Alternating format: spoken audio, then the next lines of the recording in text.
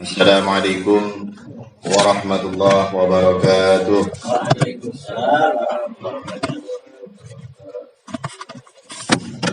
Alhamdulillah wassalatu wassalamu ala Rasulillah la nabiyya ba'da wa la haula wa la quwwata illa billah. Puja puji syukur kita panjatkan kepada Allah Subhanahu wa taala yang mana sampai saat ini, detik ini, Allah masih memberikan kita nikmat sehat panjang umur, nikmat iman dan Islam, juga nikmat menuntut ilmunya Allah Subhanahu wa taala. Salawat beserta salam tak terlimpah dan tercurah ke junjungan alam, yakni Habibana wa Syafi'ana wa Maulana Muhammad sallallahu alaihi wasallam, yang bersama-sama kita hormati dan Allah muliakan guru kita Al-Habib Ahmad bin Uthman bin Yahya beserta keluarga besar beliau, para ustadz, para kiai, para kesepuhan yang mohon maaf tidak bisa saya sebutkan namanya satu persatu, namun tidak mengurangi rasa hormat dan takdim saya. Alhamdulillah kita kembali ngaji. Bulan lalu PPKM darurat, sekarang level 4, besok level 3, udah kayak level seblak. Ya, kita minta kepada Allah mudah-mudahan ini penyakit ini, corona ini dihilangkan dari negara Indonesia ini. Biar bisa aktivitas lagi nih. Sian nih kalau kita lihat jerit semua. Yang dagang gulur tikar, ustadz gulung sorban ya. Nggak ada panggilan drama. Gulung sorban ustadz. Bismillahirrahmanirrahim. Hadratin Nabi Mustafa Sayyidina wa Maulana Muhammadin sallallahu alaihi wasallam wa ala alihi wa sahbihi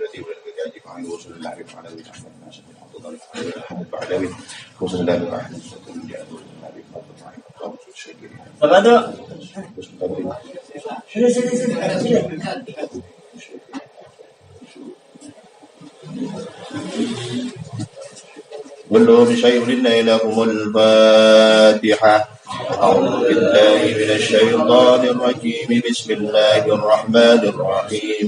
Alhamdulillahi rabbil alamin arrahmanir rahim maliki yaumiddin. Iyyaka na'budu wa iyyaka nasta'in. Ihdinas siratal mustaqim. Shiratal ladzina an'amta 'alaihim ghairil maghdubi 'alaihim waladdallin. Amin. Sampai halaman 189.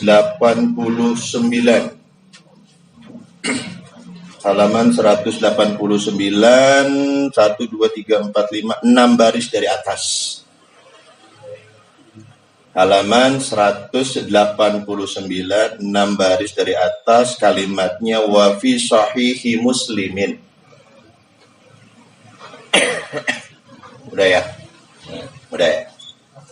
Bismillahirrahmanirrahim. Qala al-musannifu rahimallahu ta'ala nafa'ana bihi wa bi 'ulumihi fid dharain amin. Wa fi sahihi muslimin an Aisyah radhiyallahu ta'ala anha qalat qultu ya Rasulullah inna ibna Jud'ana kana fil jahiliyyati yasilur rahima wa yut'imu al-miskina fahal dzalika nafi'uhu? Qala la yanfa'uhu innahu lam yaqul yawman rabbighfirli khati'ati yaumaddin. Situ ya. Sebelum bahas ini saya kasih amalan sedikit. Ini kalau kemarin-kemarin yang meninggal banyak yang orang kita nggak kenal. Sekarang mah banyak yang kita kenal, bahkan saudara kita sendiri malah ya yang kena musibahnya ini. Nah, kalau misalkan kita punya saudara ataupun kita sendiri sakit gitu ya, sakit, dan sakitnya ini sekarang kan malaikat maut lagi galak banget ini. Senggol bacok, semua senggol nyabut aja udah nih malaikat maut. Senggol cabut, mending kalau disabutnya satu barengan, rombongan. Nah, ini kita nggak tahu nih ya kapan kita mati, mau itu urusan Allah. Yang kita minta husnul khotimah kan itu. Nah, salah satu jalan mencapai husnul khotimah adalah saya buka di kitab Fathul Mu'in dalam bab sholat al-janaiz, sholat jenazah. Sini beliau mengutip sebuah hadis, man qara'a qul huwallahu ahad. Barang siapa yang membaca qul huwallahu ahad fi maradi mautihi mi'ata marratin. Dia baca qul itu 100 saat dia sakit, yang sakitnya itu menyebabkan dia meninggal dunia. Ya, yang dia sakitnya itu menyebabkan dia meninggal dunia. Dia baca nih qul berapa kali tadi? Lam yubtan fi qabrihi, maka dia akan diamankan oleh Allah, dijauhkan oleh Allah dari fitnah kubur. Wa amina min daqtihil qabri, Allah jaga dia dari himpitan kubur. Jadi nanti di alam kubur itu dihimpit, kubur nyempit, Allah amankan dia. Wa jawaza sirata ala aqfil malaikah, kemudian dia nanti melewati sirat berjalan di atas telapak tangan para malaikat. Masya Allah, ini besar pahalanya. Satu, dia akan teraman dari fitnah kubur. Yang kedua, dia akan aman dari himpitan kubur. Dan nanti ketika kita melewati siratal mustaqim yang tipisnya itu rambut dibelah 7. Tajamnya itu seperti lebih tajam dari pedang. Tapi bagi orang yang membaca qul huwallahu ahad 100 kali ketika sakitnya, dan sakitnya itu menyebabkan dia meninggal dunia, maka dia nanti melewati sirat, dia berjalan di atas telapak tangan para malaikatnya Allah Subhanahu wa taala. Itu kita sampaikan ini ke keluarga-keluarga kita, saudara-saudara kita yang memang udah sakit-sakitan, udah berbanyak baca itu. Ini kan kita isolasi mandiri kalau yang kena ya. Kebayang nggak nanti kita isolasi mandiri di dalam kubur? Siapa yang mau nengokin? Sekarang berasa banget nih. Orang sakit nggak ada yang nengokin. Berasa kan? Ngerasa sendiri, ngerasa sepi, ngerasa nggak ada yang merhatiin, ngerasa nggak ada yang memperdulikan dia, gitu kan? Yang pernah isoman tuh. Bayangkan ketika kita dimasukkan ke liang lahat, ketika kita dimasukkan ke liang kubur, nggak ada yang nengok kita, nggak ada yang memperdulikan kita. Maka saat itu udah obatnya cuma satu nih. Saya baca di kitab Fathul Mu'in bab sholatul janazah. Kalau kita sakit, saudara kita sakit, kita ajarkan mereka baca qul huwallahu ahad berapa kali? 100 kali. Itu yang jadi teman kita nanti ketika kita di alam kubur. Yang kedua, dia mengutip juga, man qala la ilaha illa anta subhanaka inni kuntu minadz zalimin. Ini juga hafal ya. La ilaha illa anta subhanaka inni kuntu minadz zalimin. Arba'una marratan fi maradihi. Dia baca ini kalimat 40 kali saat dia sakit. 40 kali. La ilaha illa anta subhanaka inni kuntu minadz zalimin 40 kali saat dia sakit. Famata fihi. Ketika sakitnya itu ternyata nyawanya dicabut oleh Allah Subhanahu wa taala. U'tiya ajra syahidin, maka saat itu dia diberikan ganjaran oleh Allah seperti orang yang mati syahid. Ganjarannya seperti orang yang syahid. Wa in bari'a maghfuran lahu. Lah kalau dia sembuh ternyata ini enggak jadi mati deh. Yang kita mau kan itu. Jangan dulu lah. Ternyata dia sembuh. Maghfuran lahu, dosanya diampuni oleh Allah Subhanahu wa taala. Jadi udah enggak ada ruginya. Kalaupun matinya dianggap syahid, kalaupun sembuh, dosanya diampuni oleh Allah Subhanahu wa taala. Ini amalkan, kasih saudara kita. Alhamdulillah. Afwan. Jadi wa fi sahihi Muslimin, di dalam kitab hadis sahih Muslim, an Aisyah radhiyallahu taala anha, dari Sayyidah Aisyah radhiyallahu taala anha. Qalat, suatu hari beliau pernah bertanya kepada Rasulullah, kepada suaminya. Qultu ya Rasulullah, aku bertanya, wahai suamiku, wahai Rasulullah, inna bna Jud'an kana fil jahiliyati yasilur rahima wa yut'imul miskina. Wahai Rasulullah, sesungguhnya Ibnu Jud'an kana fil jahiliyah, dulu di masa jahiliyah itu hobinya yasilur rahim, senang menyambung tali silaturrahim. Wa yut'imul miskina, ini Ibnu Jud'an senang memberi makan orang miskin. Fahal dzalika nafi'uhu, apakah amal baiknya itu bermanfaat untuk Ibnu Jud'an wahai Rasulullah? Kemudian qala Rasulullah sallallahu alaihi wasallam bersabda, la yanfa'uhu, sayangnya amal baik atau perbuatan baik Ibnu Jud'an itu tidak bermanfaat untuknya. Loh kenapa? Innahu lam yaqul yawman rabbighfirli khati'ati yawmaddini.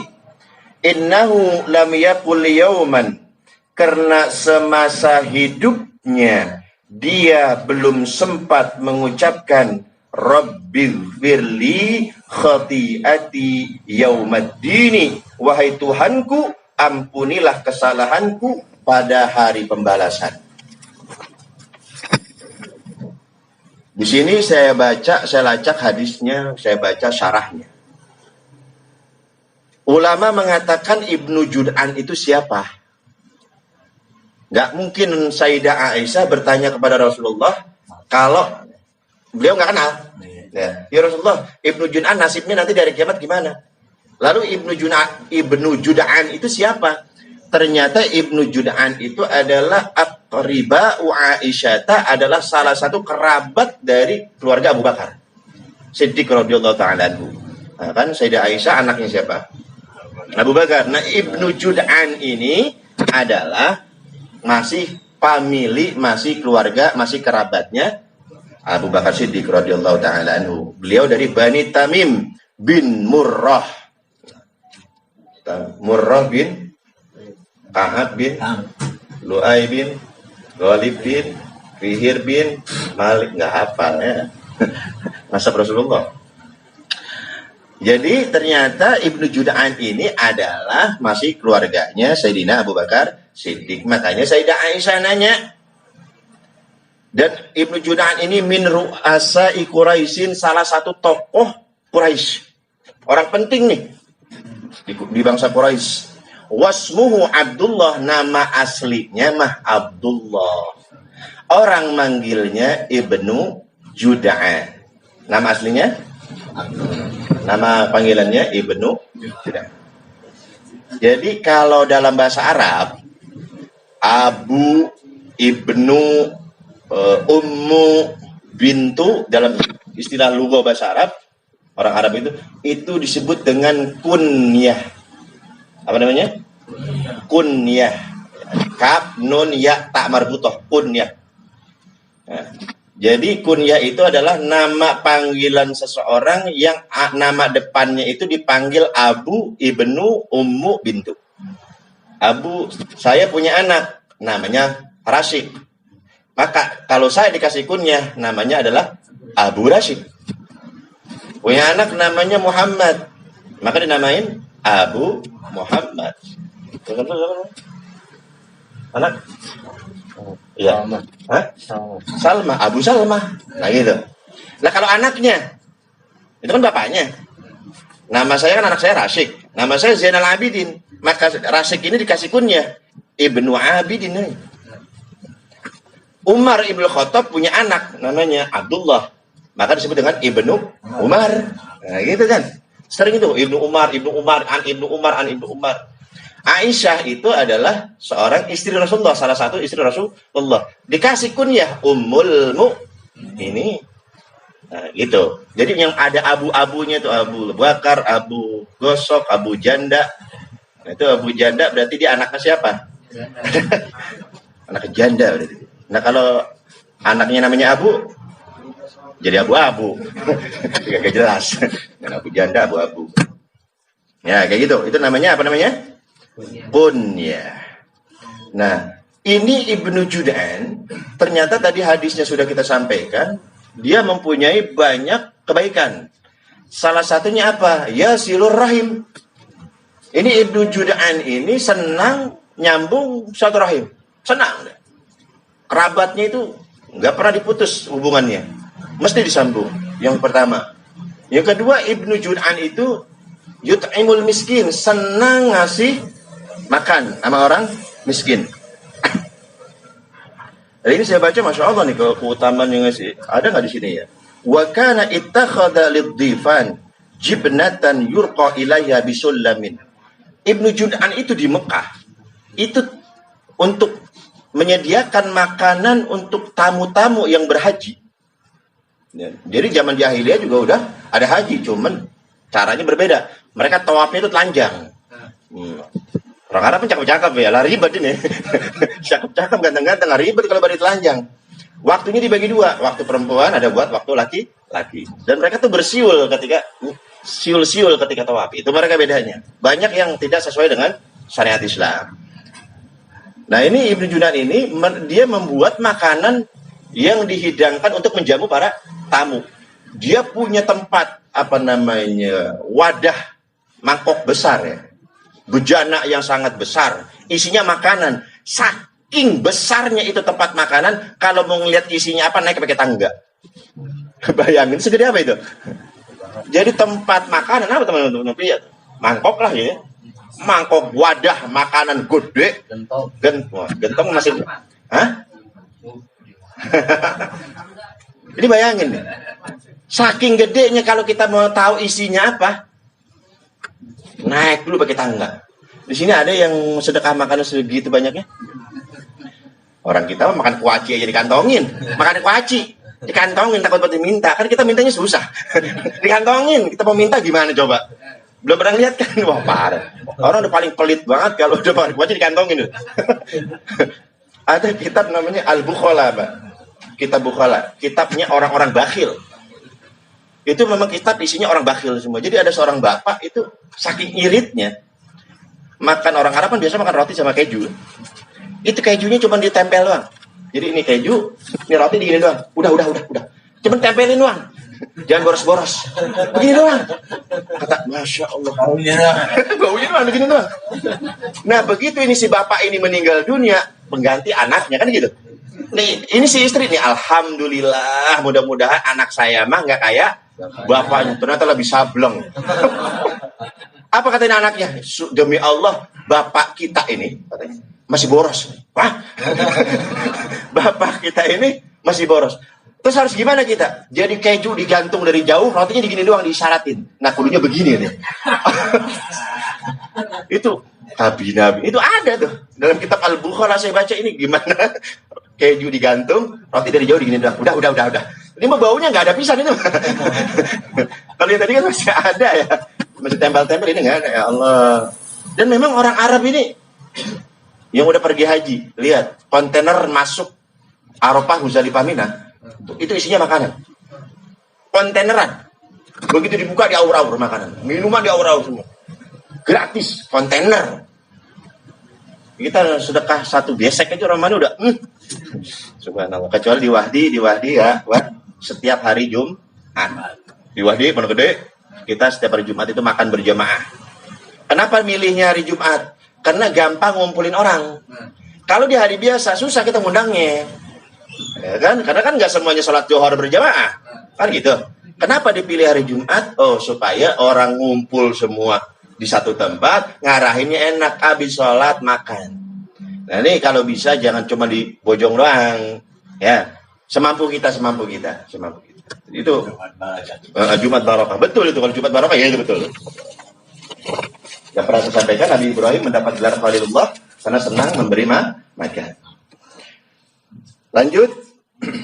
Jadi Ibnu Jud'an terkenal orang yang sangat dermawan ya. Hobi memberi makan, kemudian hobi nyambung silaturahim dan kebaikan-kebaikan yang lainnya.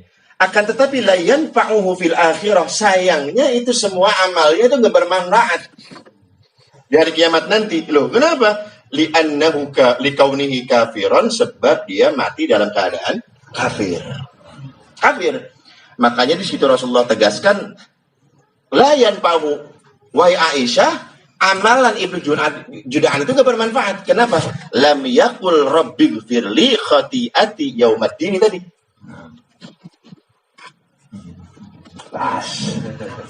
Nah, maksudnya apa? Ibnu Jud'an belum sempat mengucapkan asyhadu an la ilaha illallah wa asyhadu anna muhammadar. Jadi belum sempat mengucapkan itu, padahal kebaikannya itu mengalahi orang muslim sekalipun. Ya? Nah, kayak gitu. Nah di sini. Jadi gimana nasib orang kafir yang baik? Kipas angin. Nah, pas bongkar. Bagaimana nasib orang kafir yang mati dalam keadaan belum memeluk Islam, tapi baik, soleh, gitu. Ini bagaimana nasibnya? Yang kita tahu makan orang kafir sehebat apapun amal kebaikannya, kalau udah mati nggak bermanfaat sama sekali, kan itu yang kita tahu. Berang baca bismillahnya kali mungkin.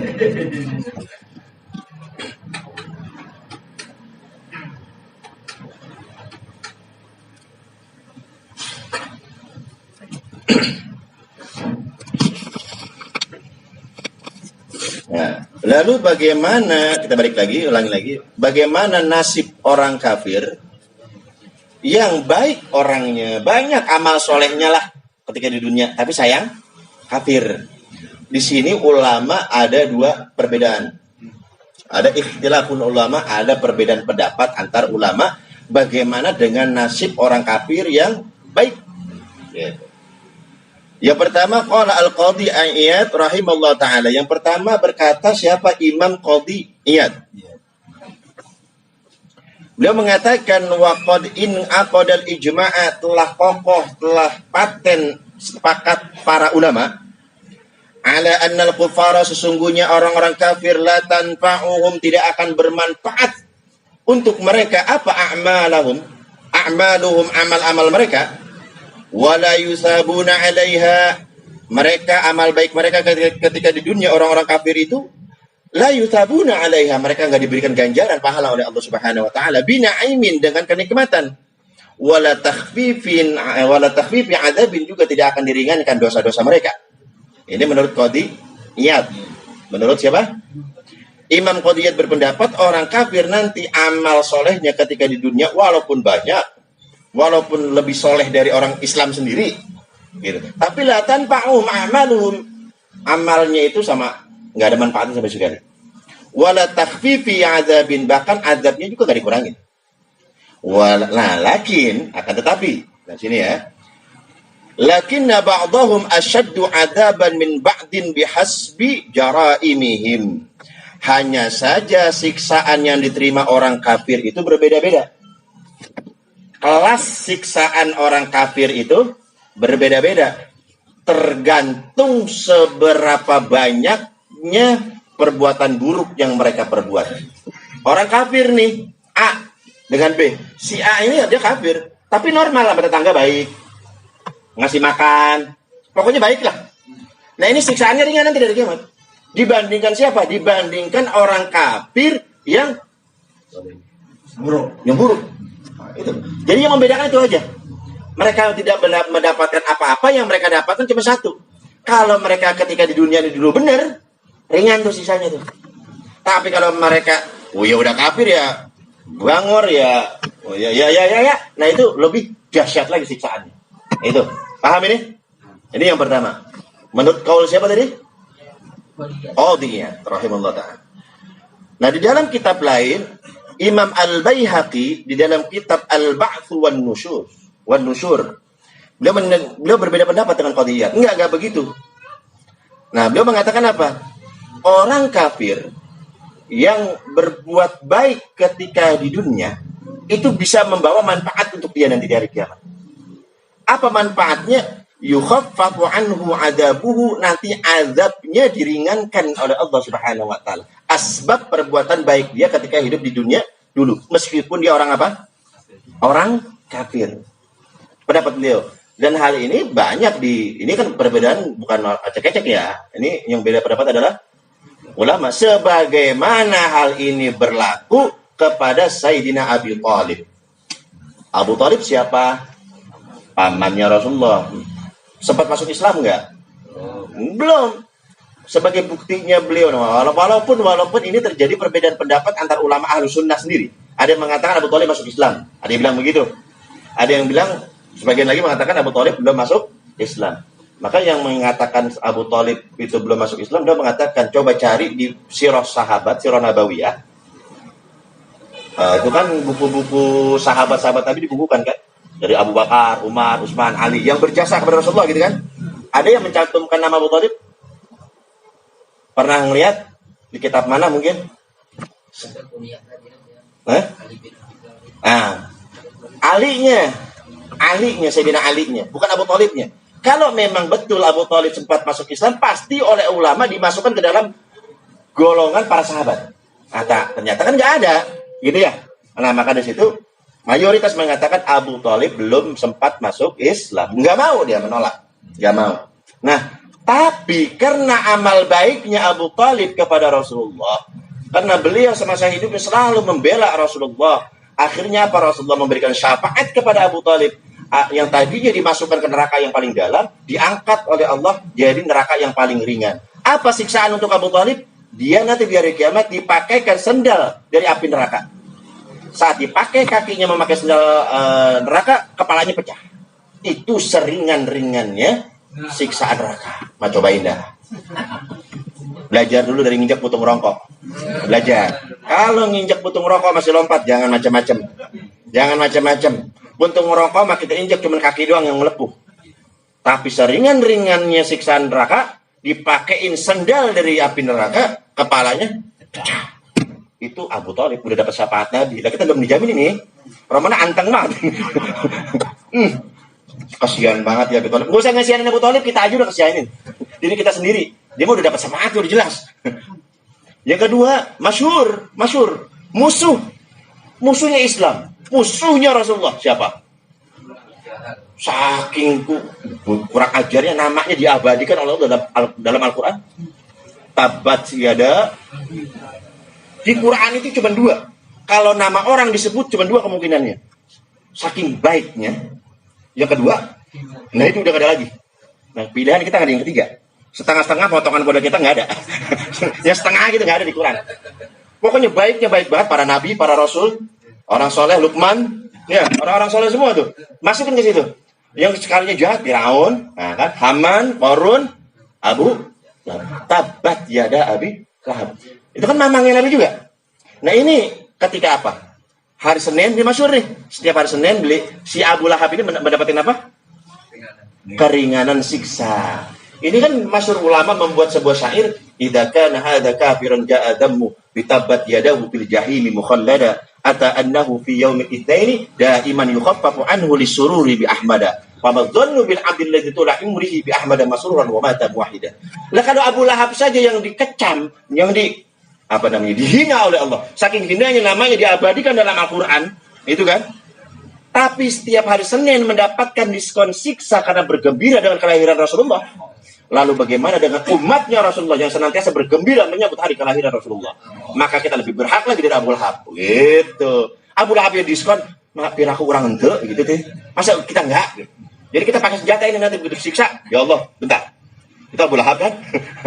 Dia disiksa, dapat apa? Diskon siksa karena gembira menyambut kelahiran Rasulullah. Dia punya budak namanya Thuwaibah. Nah, si Abu Lahab ini punya budak namanya Thuwaibah. Ngabarin ke Abu Lahab. Keponakan ente udah lahir, laki perempuan, laki, siapa namanya Muhammad, kamu aku merdekakan, kamu aku bebaskan, gara-gara itu dia dapat diskon siksa. Budak udah nggak ada sekarang, harga budak kurang lebih 20 juta, ada yang mau nyumbang 20 juta, ya mau ngarepin seleb lama Abu Jahal, berarti di bawahnya dong budak, gimana sih, gitu ya. Jadi itu menurut pendapat Imam Al-Baihaqi beliau mengatakan enggak orang yang kafir nanti ketika di dunianya baik dia akan mendapatkan keuntungan. Apa keuntungannya? Takhfifu adzabin, dia mendapatkan diskon siksa. Paham ya? Jadi kan saya juga pernah nanya-nanya nih, kesian juga ya orang kafir gitu ya kalau kita mah gitu. Ya ahli nyumbang ini, nyumbang itu, bantu ini. Bahkan ada yang nyumbang maulid, ada orang kafir, ada. Karena dia seneng, dia resep ngumpul orang. Tapi dia gak mau masuk Islam. Ini kesian banget ya, tinggal satu doang. Asyhadu alla ilaha illallah, dah gitu. Wasyhadu anna ternyata mereka bisa mendapatkan manfaat juga. Berbentuk apa tadi? Takhfifu adzab.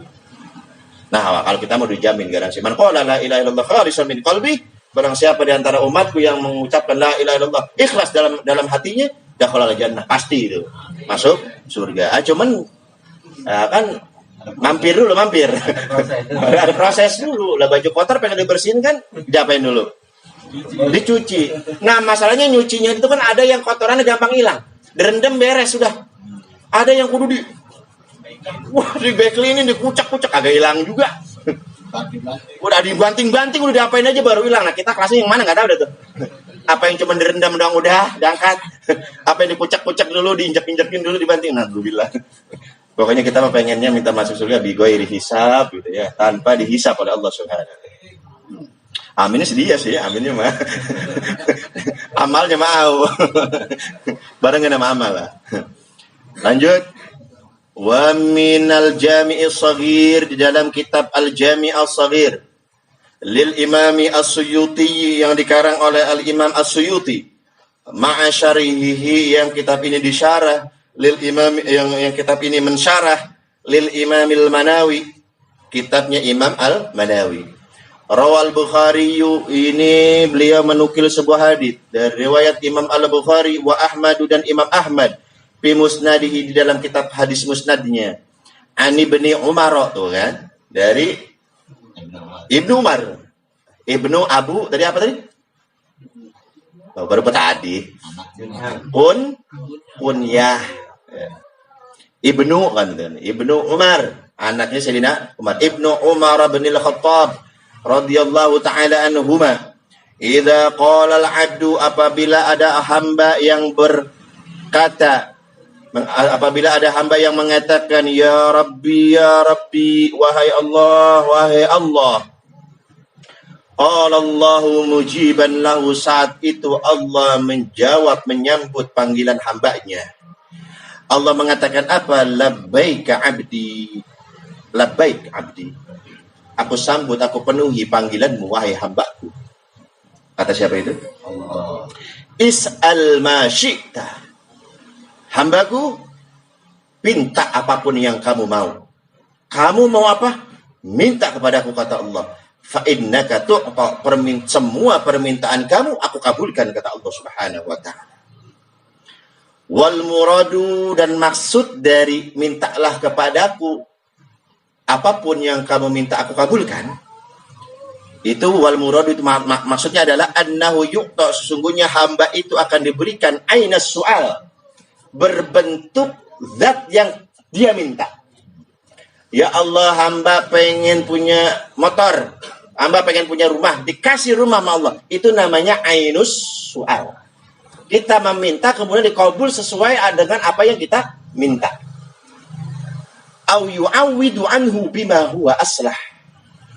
Kalau memang ainus su'alnya tidak dikabulkan oleh Allah, biasanya Allah mengganti permohonannya itu, Allah mengganti permintaannya itu dengan sesuatu yang lebih baik dari apa yang dia minta. Dia nggak tahu.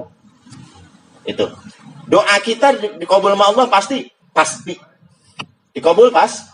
Innallaha la yukhliful mi'ad. Allah nggak mungkin ingkar janji. Nah kalau Allah ingkar janji, berhenti jadi Tuhan. Masa Tuhan bohong? Nggak mungkin. Nah tapi, ya Allah saya udah minta nih, kok nggak dikabul-kabul juga? Dua kemungkinan. Apa yang kita minta, ainus soalnya bisa jadi sesuai dengan apa yang kita minta. Yang kedua adalah yu'awwidu anhu bima huwa aslah. Bisa jadi diganti oleh Allah dengan sesuatu yang kita nggak tahu, itu ternyata lebih baik dari kita. Gitu. Ya, jadi ketika seorang hamba dia mengangkat tangannya berdoa kepada Allah, kemudian hamba ini mengatakan ya Rabbi, ya Rabbi, ya Rabbi, wahai Allah, wahai Allah. Kalau kita kalau doa gitu kan, ya Allah, gitu kan? Saking ngenasnya beli zaman sekarang, ya Allah. Ngelihat beras, ya Allah, apa aja udah ya Allah ini udah. Udah ngelihat apa aja ya Allah udah. Ngelihat anak ya Allah. Ngelihat bini ya Allah, udah sama saya juga. Udah ya Allah aja udah. Udah ngapain lagi ya. Nungguin bansos nggak nyampe. Orang bansos baru kelar, ngurusin bansos. Ketika seorang hamba mengatakan ya Allah, ya Rob, ya Allah, ya Rob, saat itu Allah menjawab seruan kita dengan mengatakan labbaika abdi. Labbaik itu, saya buka kitabnya itu banyak makna dari labbaik. Saya kaji makna labbaik itu banyak. Saya ambil satu. Ternyata makna labbaik adalah, menurut pendapat Imam Qadhi Iyad yang tadi, ya, Imam Qadhi Iyad di dalam kitab Ikmalul Mu'lim bi Fawaidil Muslim, beliau menjelaskan salah satu makna dari labbaik, talbiyah namanya itu ya, labbaik adalah waqila makna labbaika ittijahi wa qasdi ilaik, yang artinya adalah arah dan tujuanku hanya kepadamu. Makna labbaik adalah arah dan tujuanku hanya kepadamu. Makhudun min qaulihim, kalimat labbaik ini diambil dari kalimat dari talub budarok, rumahku berhadapan dengan rumahmu. Aitu wajihuha, maknanya adalah saling berhadap-hadapan. Jadi makna labbaik maknanya adalah saling apa? Berhadapan. Jadi ketika kita mengatakan ya Rabbi, kemudian Allah mengatakan labbaik, saat itu Allah ngapain? Allah sedang memandang wajah kita, Allah sedang berhadapan dengan kita. Allah tidak memperdulikan yang lain. Itu mana apa? Mana labbaik. Ini udah kelas tinggi nih. Kalau Aba manggil saya, ya Zainal Abidin. Ini kita saling ngobrol nih yang lain. Saling ngobrol sama jamaah. Aba manggil, ya Zainal Abidin. Ketika saya mengatakan labbaik, yang ini udah nggak saya pikirin. Walaupun pada manggil, Ji, stop. Udah nggak pedulikan. Kenapa? Mulut saya sudah mengucapkan labbaik, maka saya sudah fokus ke siapa? Aba. Itu makna labbaik tuh. Kan apa tadi? Langsung mengalihkan apa? Badan kita, tubuh kita, mata kita menghadap kepada orang yang memanggil kita. Itu makna labbaik. Ketika Allah memanggil, ketika kita memanggil ya Rabb, ya Allah, Allah mengatakan labbaika abdi. Masya Allah ya. Maka Allah saat itu langsung fokus, tidak memperdulikan panggilan yang lain. Fokus untuk menghadap kita. Fokus untuk mendengarkan apa yang kita minta. Nah, itu maknanya ya. Lah inilah mulianya akhlak Allah Subhanahu wa taala. Makanya Rasulullah sering mengatakan takhallaqu bi akhlaqillah. Berakhlaklah kalian semua dengan akhlak Allah. Ketika Allah dipanggil oleh hambanya, ketika kita memanggil Allah, Allah menjawab dengan panggilan labbaik.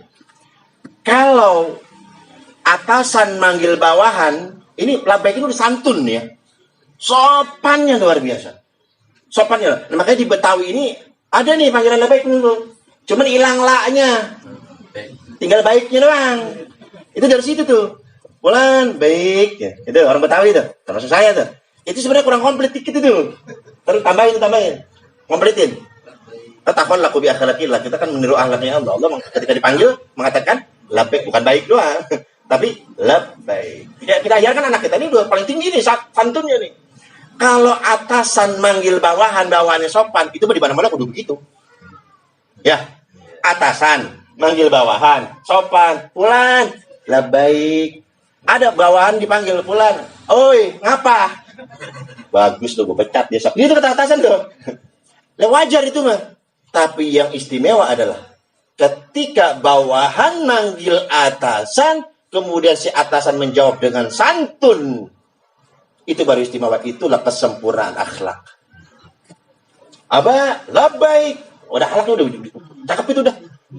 Nah, ini baru tiba jadi ustadz doang, dipanggil dehem doang. Ustaz, wah udah kayak macan gerung. Jangan gitu lah, Ustaz. Takhallaku bi'ala. Saya kenapa ngomong ini? Memang ada saya lihat. Ketika orang-orang kampung yang manggil dicueki, nggak dipeduliin. Apalagi kalau dia ngomong orang kaya.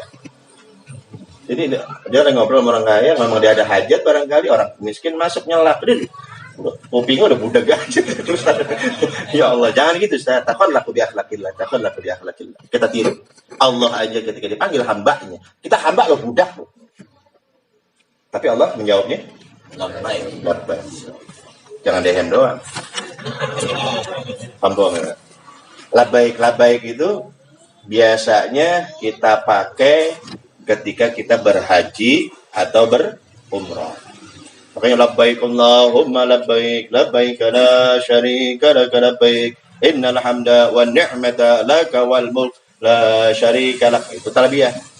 Enggak ada di musim lain kecuali musim haji dan musim umrah. Nah, ini saya bahas, ini ada kaitannya dengan bab taubat.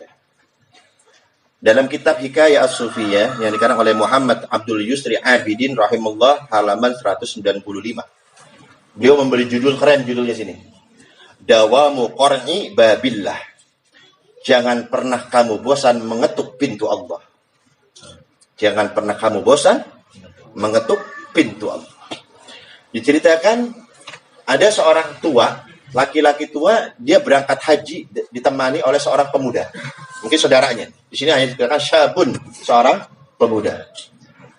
Nah, ketika berangkat, Ustaz, Rasulullah ingat, begitu kita sampai mikot, tempat untuk menjatuhkan niat, labbaik Allahumma umratan, gitu kan ya. Labbaik Allahumma hajjan, yang berhaji. Saat itu, ketika si kakek ini masuk ke mikot, tempat untuk mengambil niat untuk berhaji saat itu, sami'a asyabu hatipan yaqulu lahu. Tiba-tiba si kakek ini mengatakan, labbaik Allahumma hajjan, aku niat untuk berhaji. Tiba-tiba pemuda yang menemani si kakek ini mendengar suara, nggak ada orangnya. Ini suara mengatakan, la labbaika wala sa'daik.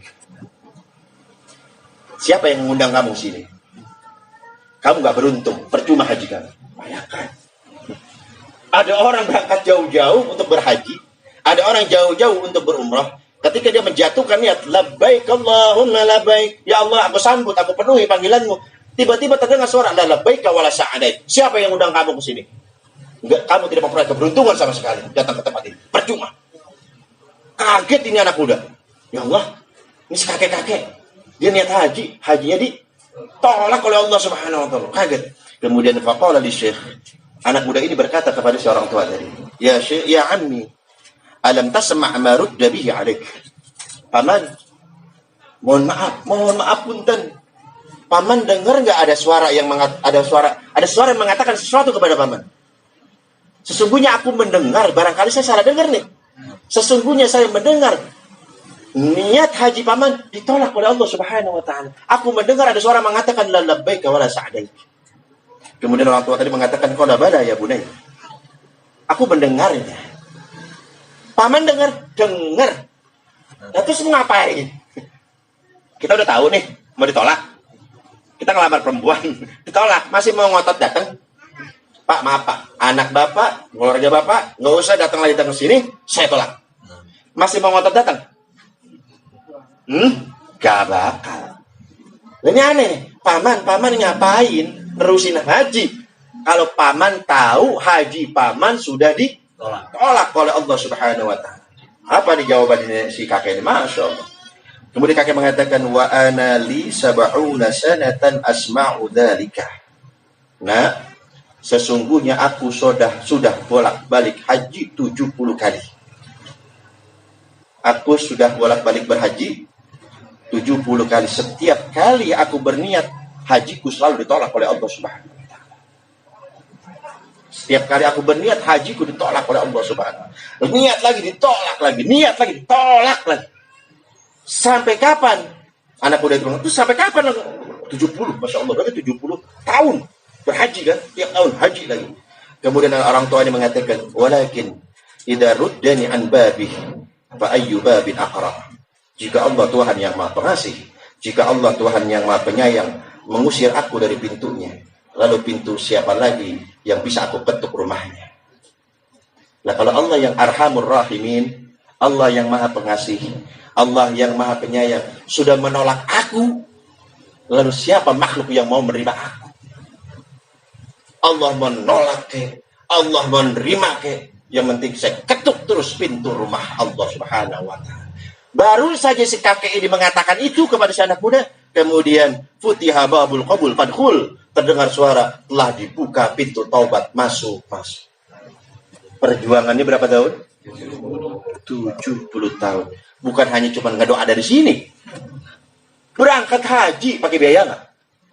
Oh, pintu taubat mahal.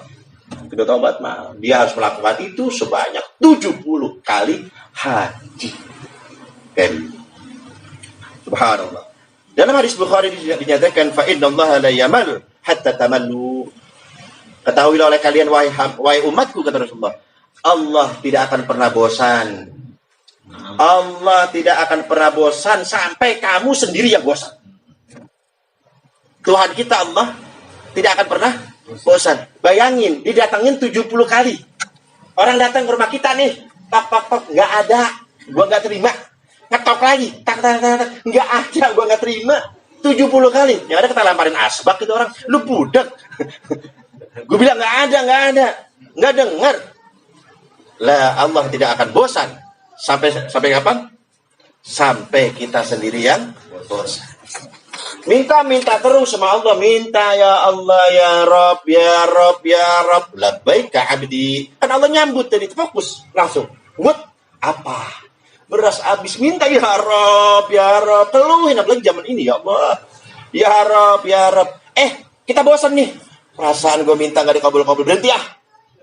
Dan namanya apa itu? Bosan. Kata Allah, perasaan tiap pagi jam segini ada yang ngomong ya Rob beras, ya Rob bayaran, ya Rob listrik. Kok gak kedengeran ya? Laporan malaikat. Libur. Loh kenapa? Bosan dia. Berdoa gak dikabul-kabul. Bosan dia. Oh, itu namanya bosan itu. Siapa di sini yang pernah gak doa terus gak dilanjutin doanya karena gak dikabul-kabul? Ada? Ini ketawanya kuat, ada nih. Ini saya ngalamin. Waktu saya masih zaman jahiliyah kayak itu juga anjir. Ya karena saya belum kenal ginian ya Allah. Saya pernah ngedoa gini. Saya pengen ganti mobil. Ceritanya. Pokoknya saya mau fokus. Gue mau minta doa nggak banyak-banyak. Yang penting fokus kan, sama khusyuk. Minta satu. Ya Allah saya pengen ganti mobil. Saya setar dari awal Januari. Awal Januari tahun 2017. Waktu Adi masih ngasih mobil apaan saja, warna krem. Maksudnya saya ingat banget itu. Ya Allah, saya pengen ganti mobil. Nggak mau kredit. Udah susah. Udah ngatur Allah aja kita udah. Kata Allah ini gue diatur-atur ini. Banyak permintaan ngatur lagi. Ya Allah, saya pengen ganti mobil. Tiap hari 1 tahun penuh. Saya mau ngomongin saya deh mah. Ya Allah, udah bulan yang kedua. Belum ada tanda-tanda ini. Terus saya minta, ya Allah udah setengah tahun. Ya Allah September ini. Masa nggak tahu ini September? Saya ngomong gitu di mobil. Di mobil masih ini juga, ya Allah ini saya pengen ganti nih. Ya Allah Desember, tenang, masih ada 1 bulan. Kan Desember. Ya Allah ini udah Desember, ini belum ganti mobil juga. Udah Desember. Ya Allah, tar malam tahun baru dah. Jadi harapan masih ada tapi tipis. Barangkali besok mendadak gitu kan, orang datang ngasih mobil, bro. Ternyata ganti tahun, ya mobil saya masih itu juga, alhamdulillah. Tapi saya masih zaman jahiliyah tadi. Ternyata setelah saya ketemu guru, setelah saya mempelajari kitab-kitab begini, ini kitab mahal yang begini-gini. Yang ada dalam hikam, sesungguhnya Allah akan mengabulkan permohonanmu sesuai kehendaknya Allah, bukan sesuai kehendakmu. Ya, Allah akan mengabulkan permohonan kita sesuai kehendaknya Allah, bukan sesuai kehendaknya kita. Kapan waktunya sesuai yang Allah tentukan, bukan semuanya kita. Nah kalau semuanya kita, Allah jadi hamba, kita jadi Tuhan aja gitu udah. Balik aja gimana? Jadi kita balik, kayak kita balik. Kata Allah kita ngomong apa kita? Dan kadang-kadang nggak kira-kira ngatur Allah itu. Oke. Yang kedua ini tadi kan, apa yang kita minta belum tentu baik buat kita. Bisa diganti oleh Allah dengan perkara yang lain, wa huwa aslah, dan itu lebih manfaat jauh buat kita. Saya minta gula, dikasih jamu. Saya mintanya gula, nggak minta jamu. Jamu mah pahit. Pahit hari itu, tapi untuk manis seumur hidupnya. Paham? Ya Allah miskin, ente memang anda taruh di miskin, ente sanggup di miskin. Ente kalau misalkan kaya, ugik. Gini nih. Wah iya, belagak-belagak. Terus udah panggil, udah gak nengok pisan. Ente kalau anda taruh jadi orang kaya, kagak cocok dah. Gak cocok ente, aduh, ente di miskin. Karena ada orang yang ketika miskin dia kuat, ya, diuji kemiskinan, kuat. Siapa sahabat Nabi itu? Nah itu sang apa? Dikasih kambing 2, anteng aja deh. Ke masjid berjamaah, ya Allah. Begitu kaya lupa kan? Kemana salah bahwa ada kebanyakan kambingnya dia, ya Rasulullah. Tuh coba. Dia pikir harta itu baik. Ada yang WA saya, ya Allah saya pengen kaya. Emang ngaji saya pengen kaya. Dia belum tahu kalau kaya itu ribet. Bayar pajaknya, takut kehilangannya. Wah, panjang ceritanya. Nah kalau potongan model kayak kita kan motor Supra mah baret dikit tenang gitu. Aduh motor gua baret lagi. Supra. Dia dipilok hilang gitu, dipilok udah seret udah hilang dah. Coba kalau yang NMAX. Pakai autan, pakai oli ya, pakai oli. Itu pakai apa aja bebas sudah. Motor murah. Tapi kalau yang ada mahalan, lu mikirin aja tuh. Motor gua, ya Allah motor saya, ya Allah, ya Allah, ya Allah mulu. Nah, itu. Jadi kalau miskin ya nikmatin aja udah. Yang repot kan perasaan amalan anti miskin udah saya kasih. Tapi masih ngeluh juga. Saya tanya, ente ngamalin nggak? Enggak. Semua ente itu apa? Dia ngeluh miskin sama saya. Ustaz, susah banget hidup. Udah amalin ini. Nggak diamalin. Tapi pengen kaya, ngepet aja. Udah bingung nggak bisa nggak? Ngepet aja udah pakai usaha itu maksudnya. Kan ada yang jagain lilin. Kan ya ngampung, jalan. Itu namanya usaha bukan? Lah ini saya gak nyuruh begitu, kagak. Nyuruh baca, kagak juga. Pengen kaya, bagaimana ceritanya sih? Sebenarnya ada bingung. Males banget ya Allah. Kayak gitu. 1 tahun penuh tuh saya tuh. Jadi yang berdoa baru sebulan udah berhenti ya masih kalah di bawah saya. Setahun. Kayak gitu. Balik lagi. Jadi hadis tadi mengatakan is'al ma syi'ta fa innaka tu'ta. Minta kepadaku fulan apapun yang kamu minta aku kabulkan kata Allah Subhanahu wa taala. Ingat deh. Ini kan babnya ditaruhnya di bab apa ini? Bab taubat ya. Jadi yang minta orang yang sedikit dosanya atau banyak dosanya? Banyak dosanya, taubat. Ulang. Biar fokus nih. Ini kan kata Allah, is'al ma syi'ta fa innaka tu'ta. Hambaku ada apa? Kalau sebalik badan nih, langsung fokus ngadep kita. Hambaku ada apa? Kamu butuh sesuatu, minta kepadaku. Apapun yang kamu minta, aku kabulkan. Ini ditaruhnya oleh Imam Abdullah Haddad di bab taubat. Orang yang taubat itu banyak dosanya atau sedikit dosa? Oke. Paham ini ya? Banyak dosa. Anak kita datang ke kita, Pak minta duit, kita kasih, dipakai buat main judi. Tahu nih kita nih, sekali jadi. Minta lagi dia, Pak minta duit, kita kasih anak kita buat mabuk. 2 aja deh. 3 kali Pak minta duit, dikasih lagi dia buat poya-poya. 3 udah nih. Datang lagi anak kita, minta lagi buat main perempuan, buat zina. Terus aja buat maksiat. Kira-kira dia anak minta lagi kita kasih nggak? Gak bakalan kita kasih. Lu kalau gue kasih lagi, yang ada lu buat maksiat doang. Enggak, gue tahan. Enggak. Tapi Allah enggak begitu. Allah enggak. Seberapa seringnya kita mengangkat tangan kita, ya Allah, hamba ingin punya harta, dikasih kekayaan oleh Allah, kekayaannya itu dipakai untuk memaksiati Allah. Ya Allah, hamba ingin punya kendaraan, dikasih motor mobil oleh Allah, tapi motor mobilnya dipakai untuk memaksiati Allah. Ya Allah, hamba jadi orang alim, dikasih pinternya tapi untuk membodohi umat, dipakai untuk memaksiati Allah. Dia minta. Ketika dia taubat, ya Rabbi, wahai Allah. Allah nawarin, abdi, is'al ma syi'ta fa innaka tu'ta. Minta apapun yang kamu mau, aku kabulkan. Allah. Kalau kita tadi gimana? Takhallaqu bi akhlaqillah, berakhlaklah kita dengan akhlak Allah. Udah saking banyaknya dosa kita. Allah masih. Saya ngebayangin baca hadis ini. Abdi is'al ma syi'ta fa innaka tu'ta. Minta. Saya jadi malu mau minta. Ya. Karena kita nyadar apa yang diberikan kepada Allah kita pakai nggak ada yang benar semua. Apa sih? Buat maksiat semua. Masih nawarin. Mau minta apa lagi? Saya kasih. Ayo, mau minta apa? Jadi kayak orang apa namanya? Ngambul. Ayo lo minta. Cuman orang-orang yang otaknya cerdas, mikir itu gak bakal berani minta. Makanya ada orang yang thariqat, orang sufi, yang gak pernah minta, berdoa sama Allah. Bukannya dia, kalau ada umat Islam, ada seorang hamba tidak meminta kepada Allah atau tidak berdoa kepada Allah, itu sombong namanya. Itu namanya Tapi tergantung niatnya. Kalau ini orang yang sombong itu orang yang ngapain saya minta sama dia? Ngapain saya sama Ustaz Abdul Rahman? Gak butuh saya. Itu sombong jelas. Saya butuh nih. Tapi saya mau ngomong gak kuat lisan saya. Beda gak? Aduh, ya udah gitu kita. Dakwah biasa salam alhamdulillahirabbil alamin, yang bener lah. Alhamdulillahirabbil alamin aja. Kau mah tahu ya udah gitu aja dah pokoknya. Nah ini dalam kitab hikam ini dibahas, dan kalau masalah saya pernah sampaikan ini. Ada 3 orang anak. Ini kedudukan dalam berdoa nih ya. Ada 3 orang anak, orang tuanya bilang begini kepada 3 anaknya, nak, kalau kamu minum susu 1 tahun penuh tanpa bolong sehari pun, kamu apapun yang kamu minta, papa kasih.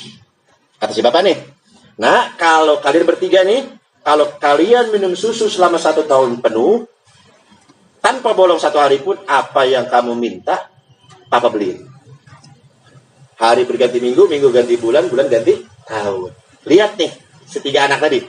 Yang pertama, bapak tahun lalu pernah bilang, kalau kita minum susu nggak bolong selama 1 tahun, dapat hadiah. Apapun yang kita mau, dibeli. Pak, mana? Nah, itu kelas kita tuh. Ya Allah, kata engkau kan bilang di Quran, kalau kamu soleh, kalau kamu ibadah, kalau kamu soleh surga kan? Ya, mana surganya? Oh, ini kita tuh. Berani banget lagi. Mana? Mending kalau bener. Itu kita tuh. Salah? Enggak salah.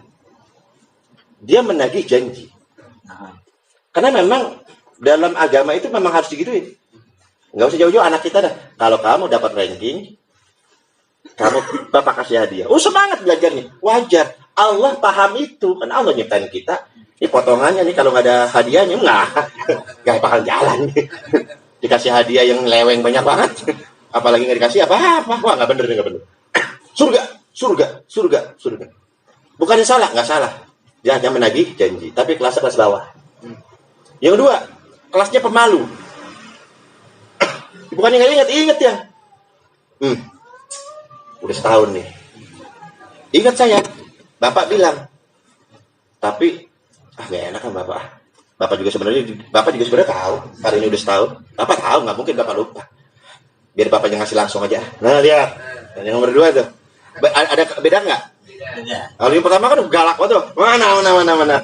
Berani banget. Kata Allah, ya Allah surga. Kata Allah, apa hari ini? Saya sholat ya Allah. Coba sini. Gue cek rukun sholatnya dulu. Waduh. Kan saya bilang, kalau kita nagih surga Allah dengan amal, saya pernah bilang kan, kalau kita nagih nuntut surga dengan amal kita, maka saat itu kita sedang mengajak Allah berjual beli. Ingat ya, Allah sedang mengajak kita sedang mengajak Allah berjual. Di mana-mana orang jual beli mari ikut ya Pak. Pembeli adalah, lihatin. Berapa ini Bang? 20.000 goceng. Jauh banget itu. 50.000 tawar goceng. Berapa ini? 50.000 goceng. Jauh banget itu. Ya Allah, apa ini? Sholat. Iya, sholat itu reject. Sholat itu rejectin Allah. Bolong ini sholat bolong.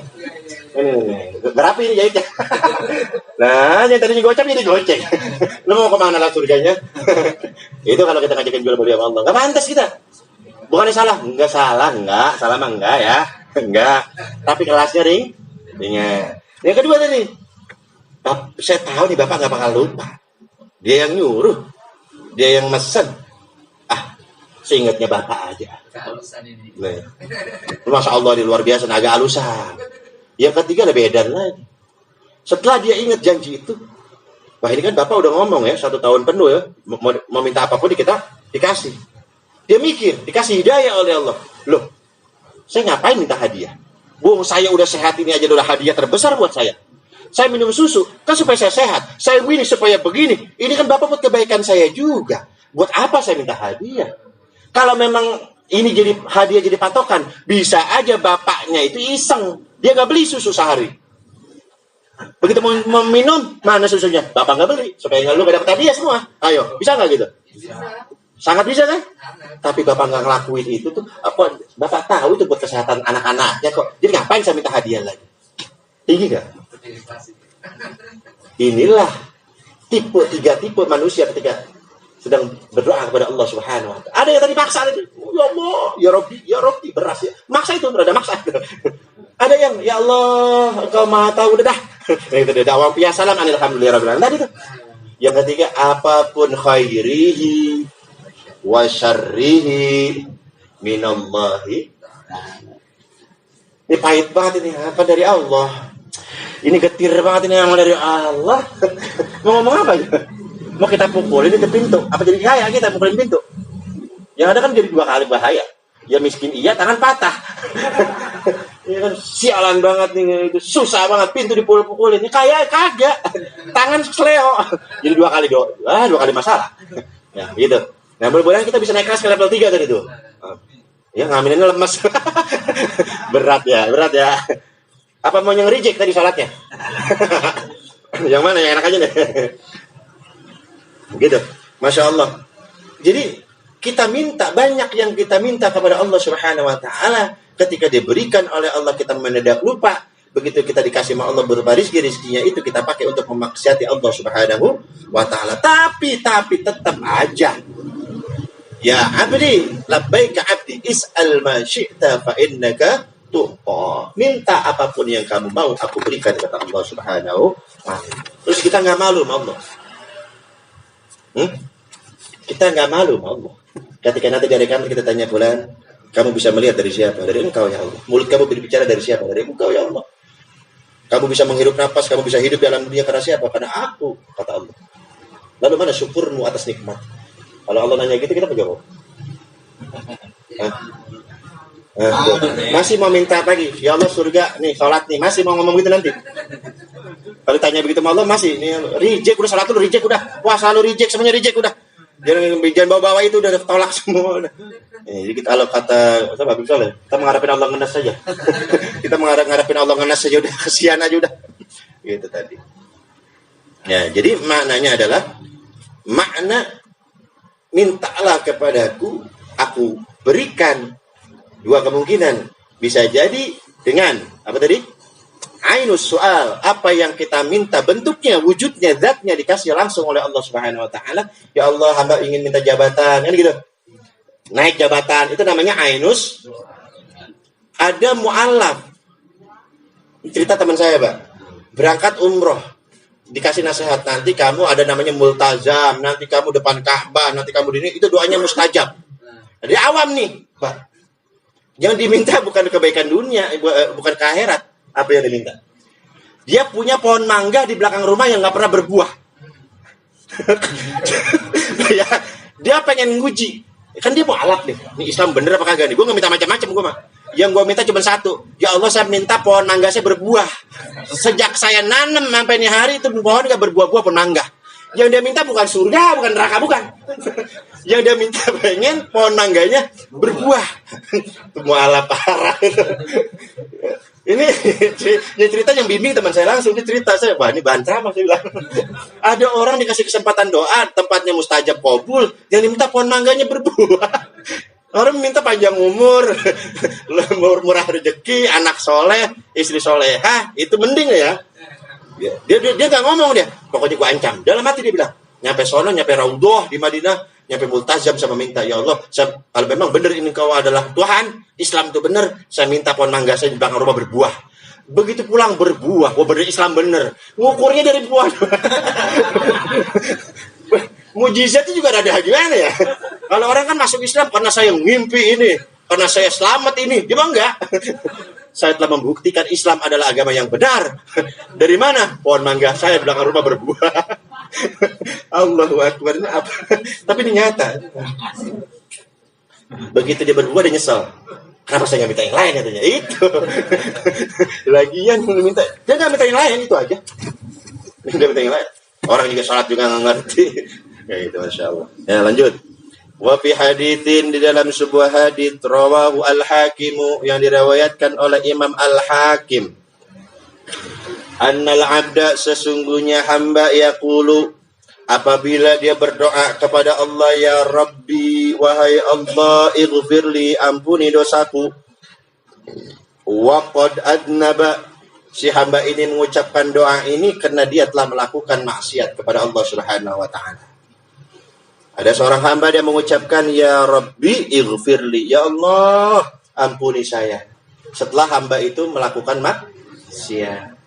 Fatakulul malaikatu, malaikat yang mendengar permohonan si hamba ingin diampuni dosanya itu, si malaikat dengar, langsung malaikat mengatakan, innahu laisa bi ahlin, jangan diampuni ya Allah. Ngapain diampuni itu si hamba? Malaikat gedeg. Malaikat kesel. Kan yang pertama kali komplain kita diciptain siapa? Malaikat. Nah, malaikat. Apa itu ayatnya itu? Wa idh qala rabbuka lil malaikati wa idh qala rabbuka lil malaikati inni ja'ilun fil ardi khalifah qalu ataj'alu fiha may yufsidu fiha wa yasfiku dima wa nahnu nusabbihu bihamdika wa nuqaddisu lak. Malaikat sini. Kata Allah, aku ingin menciptakan manusia. Ya Allah, ngapain? Kalau engkau ingin ditasbihi, cukup kami bertasbih kepadamu. Kalau kau nggak ingin dipuji, cukup kami yang memuji kamu. Manusia mah biang kerok bikin masalah mulu, jangan. Allah mengatakan apa? Inni a'lamu malah. Allah Maha Kuasa kan ya? Allah Qadir, Allah Maha Kuasa. Nggak dipakai itu kekuasaan. Allah nggak ngomong gini, inni aqdiru ma la taqdirun. Sesungguhnya aku berkuasa karena kalian tidak berkuasa semua. Gimana gua aja, gua Tuhannya. Enggak gitu. Tapi Allah menggunakan dengan pendekatan ilmu. Inni a'lamu ma la ta. Begitu muncul ciptaan zatnya Nabi Muhammad SAW. Mereka ngomong apa? Begitu ciptain Nabi kita Nabi Muhammad. Waduh, wah ini lain ini. Kemarin lo ngomongnya begitu kata Allah. Sekarang gini. Makanya Allah menggunakan apa? Inni a'lamu. Kamu nggak tahu apa-apa. Yang tahu saya kata Allah. Ya udah diam. Nah ini ke bawah nih malaikat itu terus nih.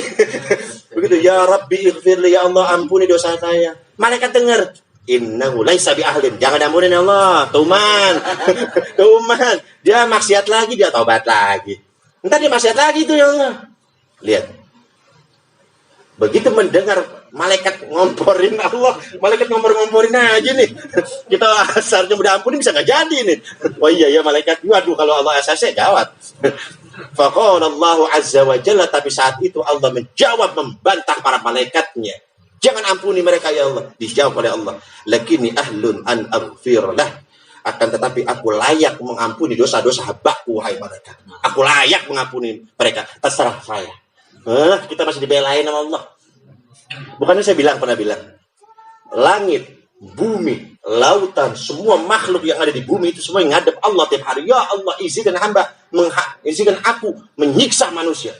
Izinkan aku, laut tidak datang menghadap Allah. Ya Allah, izinkan aku menelan mereka dengan air itu. Langit ngadep Allah. Ya Allah, izinkan aku menghantam mereka. Bumi menghadap Allah. Ya Allah, izinkan aku menenggelamkan mereka. Aku gencet mereka.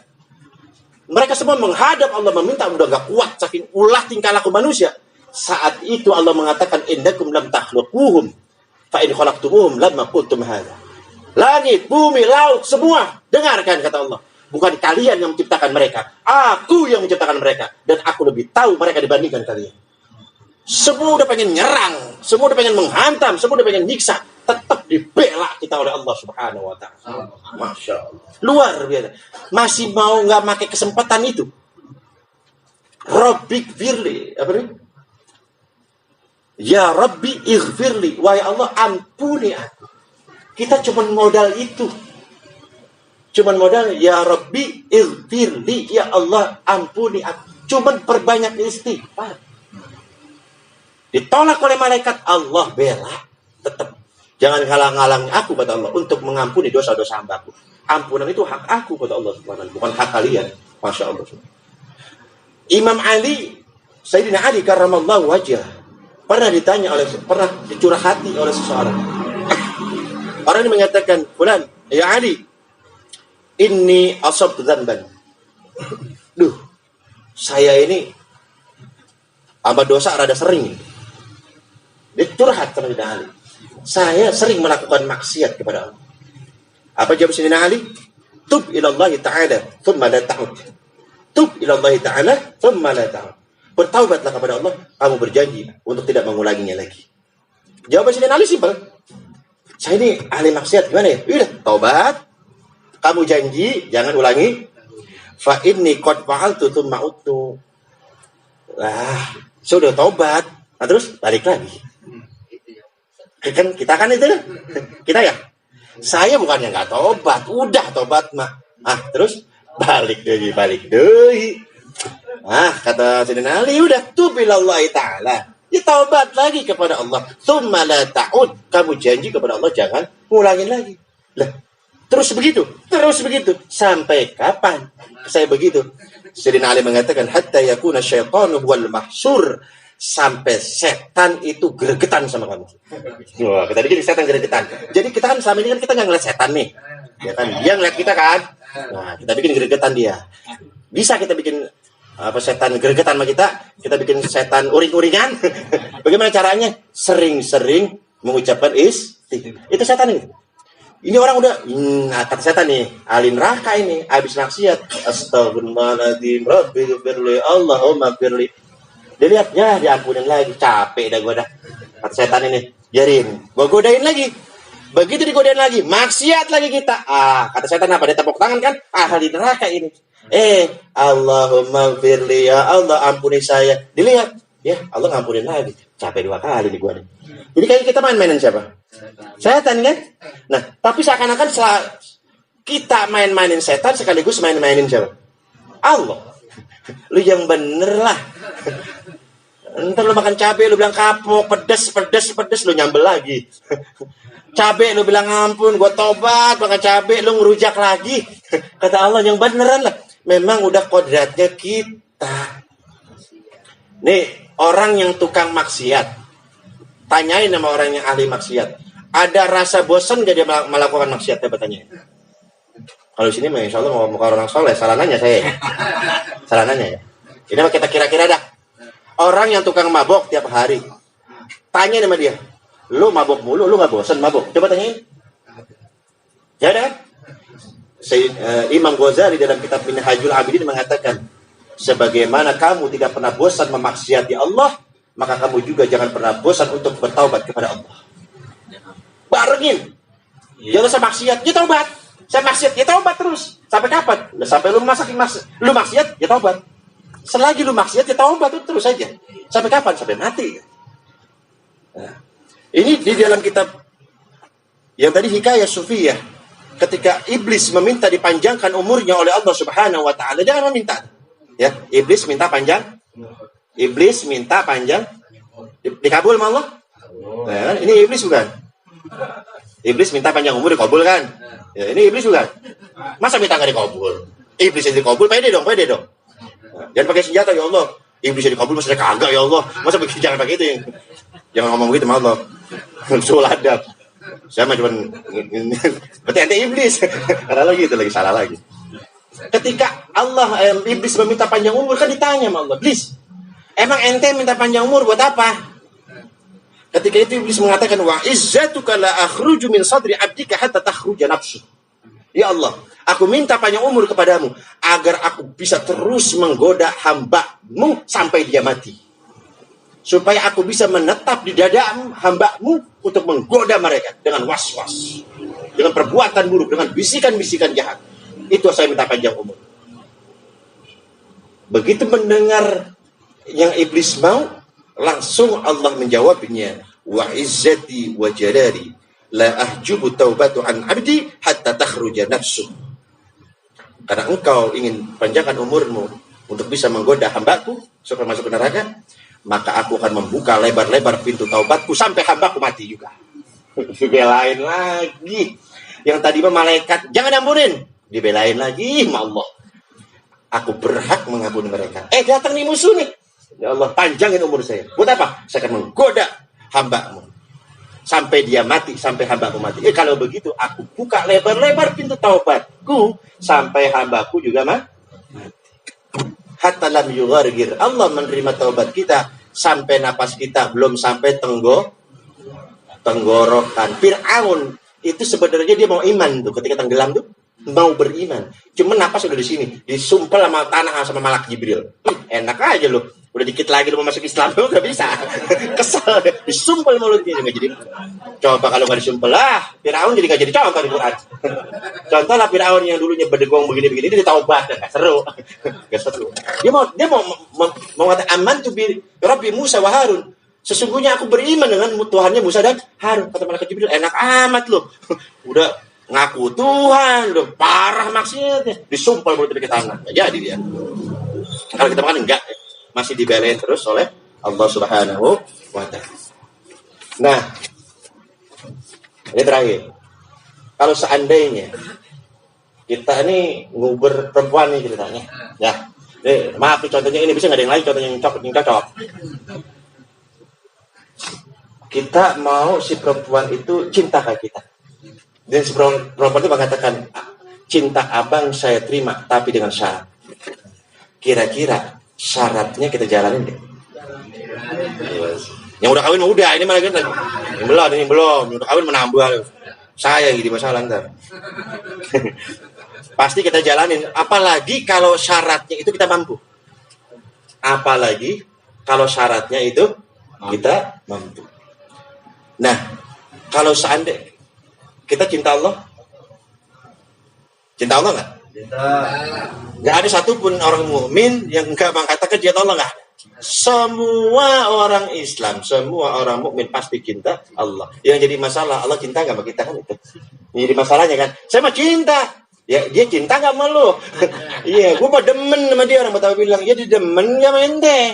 Demen gue gampang banget demen. Lihat orang cakep kan demen aja, ya Pak. Lihat orang cakep udah cinta aja deh, gue cinta banget sama orang. Padahal baru ngeliat, udah cakep. Masalahnya yang kita cintain, cinta nggak sama kita? Kenal kagak. Jadi bagaimana cinta, bagaimana demen. Kami cinta kepadamu ya Allah. Masalahnya Allah cinta. Sekarang kita balik. Bagaimana kalau seandainya Allah menawarkan cintanya buat kita? Nah, gimana nih? Bagaimana? Kan kita minta nih supaya Allah cinta. Nggak usah pakai minta. Allah menawarkan cintanya buat kita, buat yang mau. Mau kita ambil? Siap kita ambil cinta Allah? Siap kita ambil cinta Allah? Di dalam Al-Quran Al-Baqarah ayat 222 Allah mengatakan innallaha yuhibbut tawwabin. Sesungguhnya Allah cinta kepada orang-orang yang ahli taubat. Dia berbuat dosa, dia bertobat lagi. Dia berbuat dosa, dia taubat lagi. Dosa lagi, taubat lagi. Model-modelnya kayak begini, Allah cinta. Bisa? Taubat? Tadi saya bilang, sebagaimana kamu tidak bosan memaksiati Allah, maka jadikan taubatmu kepada Allah seperti itu. Maksiat, taubat lagi. Minimal istighfar. Minimal. Siapa sih di antara kita yang maksiat gak sadar bohong? Bohong. Nih, kita ngomongin orang nih. Coba yang tanya hati kecil. Kita ngomongin orang. Gua tahu nih ngomongin orang dosa. Gua tahu. Bener gak? Kita bohong nih, ngomong sama orang bohong nih. Gua tahu gua ngomong bohong. Tahu dia. Tapi masalahnya nggak mau tahu. Ini bahaya nih lama-lama yang begini nih. Ini jangan dibiasain yang begitu ya. Ya ketika nih. Jadi taubatnya gini. Ketika misalkan kan kita tahu nih. Saya ngomong nih bohong. Saya tahu. Ketika itu udah berusaha mati-matian untuk berhenti ngomongnya. Jangan ditambahin. Jangan diterusin. Ntar nih kelamaan ini khotamallahu ala qulubihim nanti nih takutnya. Keseringan bohong, jadi ahli bohong. Akhirnya dicap sama Allah, pembohong. Hatinya keras, kalau nggak bohong nggak enak. Ngomong, seharusnya ngomong singkat. Karena untuk tukang biasa bohong, kemana-mana ngomongnya. Wow, baru balik ke situ. Ngomong langsung aja beda. Karena udah di khotam, udah dicap stempel oleh Allah. Nah, jadi kalau misalkan caranya, ketika, saya bohong ini, udah cut. Udah nggak jadi cerita. Nggak manfaat, anda pikir-pikir ceritanya. Udah gitu aja. Bisa nggak tuh? Ngomongin orang ini gurih banget, ini tanggung. Ya mau tanggung, mau nggak, udah pokoknya. Jangan lu terusin. Ini gurih banget, iya gurih. Gua tahu ngomongin orang mana enak banget. Nggak ada beban, los aja ngomongin orang. Tapi, ya dosa ini, dosa. Kan kalau kita ngomongin orang, itu pahala kita kemana? Hah? Diambil kan? Sobat royal sama pahala. Sedekah duit jarang, sedekah pahala berani. Coba bikin mereka otak. Nah, sedekah duit bener itu. Perbanyak sedekah duit mah. Sedekah pahala mah, berarti royal dong sama pahala. Banyak itu pahalanya ya. Orang yang ngomongin orang, berarti kan dia sedekah apa? Berarti banyak dong pahalanya. Nah pahalanya segitu-gitu jadi bagiin ke orang. Ini ada bagian deh, nanti. Aneh mah apa? Banyak. Ya Allah, sedekah pahala berani, ngapa sedekah duit takut? Gimana sih? Pakai dong logika. Sedekah duit, oke. 2 juta, 10 juta, nggak apa-apa. Balik ke kita. Nah ini ngomongin orang sedekah pahala, sobat royal. Aneh mah pahala aneh banyak dan dibagi-bagi. Kalau gini, kalau memang terpaksa kita harus menggibah, ya. Ini di kitab minhaj gini. Emang nih lisan kita kalau nggak gibah nggak enak nih. Gue pengen buat hari ini ngomongin orang siapa ya, gitu ya. Kalau Anda ingin udah kebelet mau gibahin orang, maka gibahi 2, orang tua dan guru Anda. Gibahi itu dah. Yang lain jangan. Kalau kita terpaksa pengen gibah, ya, pengen gibah. Ini mulut gatal banget, saya pengen ngomongin orang. Udah omongin dah. 2 tapi orang tua sama guru. Karena pahalanya buat guru, pahalanya buat orang tua. Nanti dia doain kita lagi, balik lagi ke kita lah. Pakai akal dong. Ya, kalau guru kita ingat itu juga. Kalau kagak, wallahu a'lam. Ini saya baca di Minhaj. Kalau memang gibah itu terpaksa gibah, ya gibahi orang tuamu. Saya tambahin, gibahi orang guru. Kenapa? Sebab akan berpulangnya ke kita lagi. Ya, ya kan? Iya, kalau iya tadi kalau berarti guru nyumpahin. Aduh. Ya, Mbak, jadi kalau khusus murid Abah, ini mah saya kasih bocoran. Kalau ada yang Abah denger gibahin Abah, nah Abah jangan masukin hati. Itulah lagi praktek. Lagi praktek.